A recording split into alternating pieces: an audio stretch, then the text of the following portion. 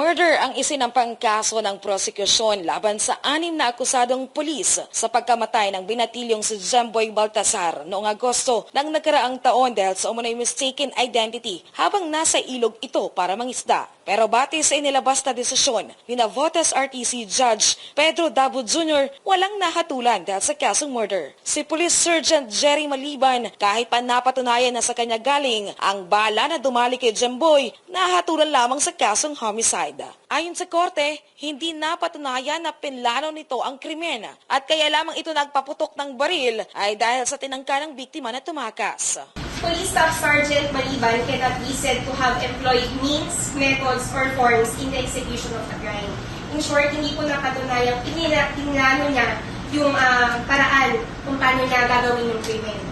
So, sabi po dito, this is because the urge to shoot the victim materialized only when the victim attempted to escape.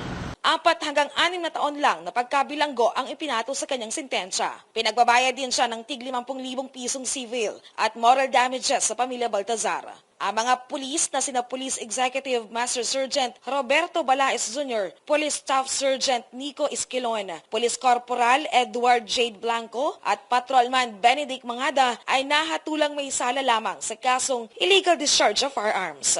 Ayon sa korte, ito ay dahil lamang sa kanilang admission of guilt at base sa ebidensya, tumama lang sa tubig ang pinaputok nilang baril at hindi ito tumama sa katawan ni Jemboy. Sila ay pinatawan lamang ng 4 na buwan na pagkakakulong.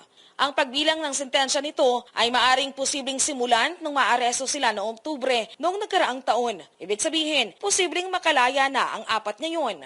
Depende po to sa magiging computation po ng MMDJ Annex 2. So kung nalagpas na po sila or equal na po sila sa naging sentensya po sa kanila, yes po, makakalaya na po.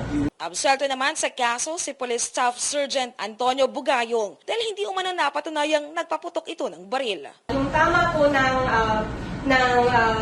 dun sa victim po, galing lamang siya sa isang baril. So dito po, sinabi rin po sa desisyon ng hukumang ito na wala pong admission at hindi rin po napatunayan na nagpaputok si Antonio Bugayong Jr. Ang pamilya ni Jemboy, dismayado tuloy sa mga pangyayari. Sobrang sakit po na nararamdaman namin ng pamilya ko dahil sa inaasahan po namin na anim po sila makukumbig. Pero kabaliktaran po ang nangyari. Mo po sila makakalaya na isa lang po ang makukumbig.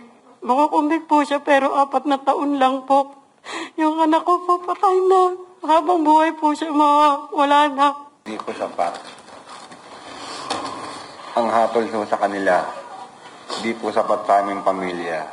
Ang DOJ hindi rin kontento sa naging desisyon ng korte. Mag-aapela daw ito sa Court of Appeals sa pamamagitan ng Solicitor General base na rin sa kautusan ni DOJ Secretary Jesus Crispin Remulla. Naniniwala ang DOJ na magkaiba ang naging interpretasyon ng korte sa nangyaring pagpatay kay Jemboy. Tayo nakita ang mga areas or arguments dun sa decision na pwede pa din natin i-argue on appeal.